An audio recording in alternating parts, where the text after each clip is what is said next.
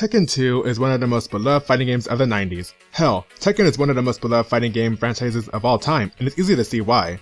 The first Tekken game was met with many positive reviews, even though it did get some criticism for having an overpowered final boss. Due to the positive reception, work soon began on a sequel, and in the following year of 1995, Tekken 2 was released in the arcade and a year later on the PlayStation console. On its release day, it sold over 250,000 copies, which at the time was a best record, and it later met worldwide sales of 3 million units. Holy shit! Good on you, Namco. Critics praised Tekken 2, improving on everything wrong with the first game and its enhanced graphics. Tekken 2 even got awarded Best Arcade Game of 1995. Indeed, Tekken 2 was on top of the world in the mid-90s, but does it hold up today? Well, let's give it a look. Tekken 2's story takes place after the events of the first game, where Kazuya gets revenge on his father, Heihachi, and tosses his body off a cliff. He then takes over the Mishima Zaibatsu Corporation, but it came with a price as he became even more evil and corrupted, and it didn't help that the devil inside him was fighting to take control of his mind and body. Because of the devil's influence, Kazuya started partaking in illegal actions such as kidnapping, extortion, murder, and even went as far as smuggling endangered animals and conducting genetic experiments on them.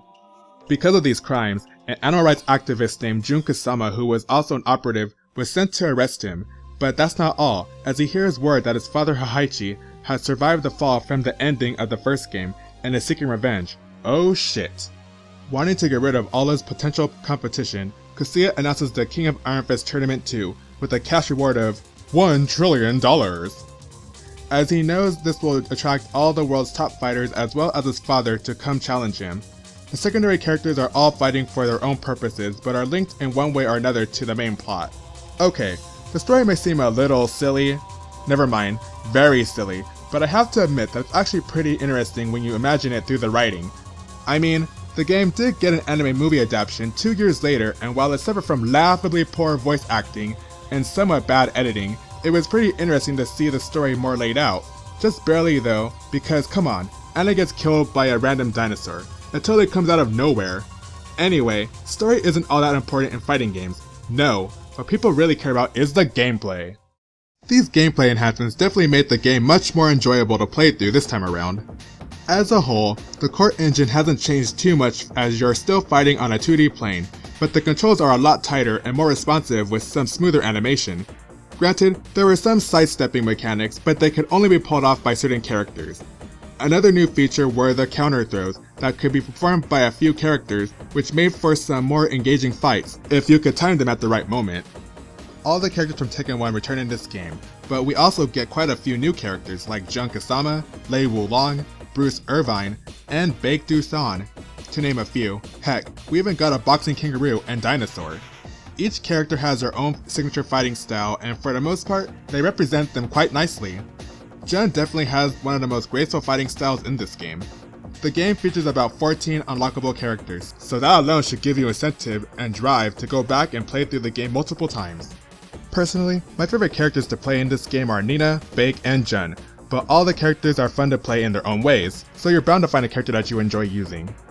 Tekken 2 also included new modes like Survival, Time Attack, and Team vs mode, which became staples of the Tekken series. One of the major improvements in this game were the upgrading graphics. The character models look a lot smoother, less blocky, and less wonky. The animation was pretty good as well. You can especially see this in the CGI animated intro and character endings. I took notice of this with Nina's face because she looked downright scary in the first Tekken game. But in the Tekken 2 intro, she looks like she could be in a L'Oreal commercial with all those luscious locks.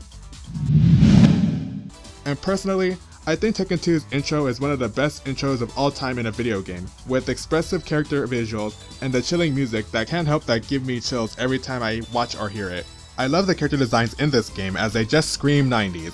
I also think Yoshimitsu looked his best here. His first pair outfit is one of my favorite looks of his besides his design in Tekken 4. Actually, scratch that. I like everyone's design in this game, period. Well, except Kunimitsu's.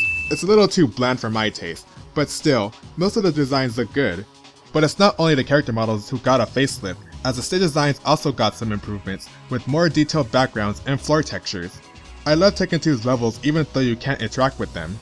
Each character gets his or own level, and they are featured in various countries and cities of the world like New York City, Wiltshire, England, Kyoto, Japan, and the Taj Mahal of India, just to name a few.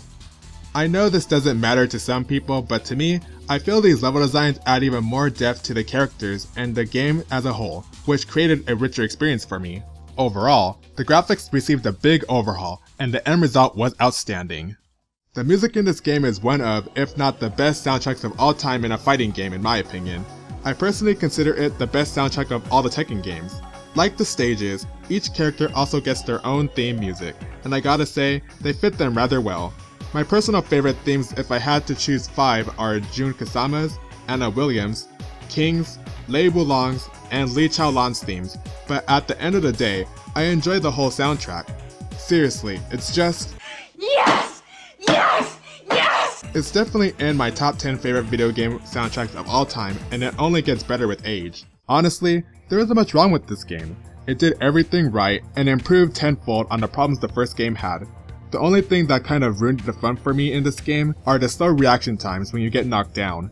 Again, I know it was the 90s and I completely understand that, but I'd be lying if I said that it didn't bother me today, and I feel that this could turn off some new players as well. Other than that, the game is solid. So, does Tekken 2 still hold up today? I personally think so. If you're a fan of playing old games and have an open mind, I highly recommend giving Tekken 2 a try, as the sales are pretty cheap these days. So, with these reasons in mind, I give Tekken 2 a solid 9 out of 10. With tighter controls, beautiful visuals for its time, and a killer soundtrack, Tekken 2 lived up to its hype and provided a truly amazing game, and with all the success it got, development began for a third installment, Tekken 3. Tekken 2 was a pretty big hit, so would Namco be able to top the sequel? Stay tuned!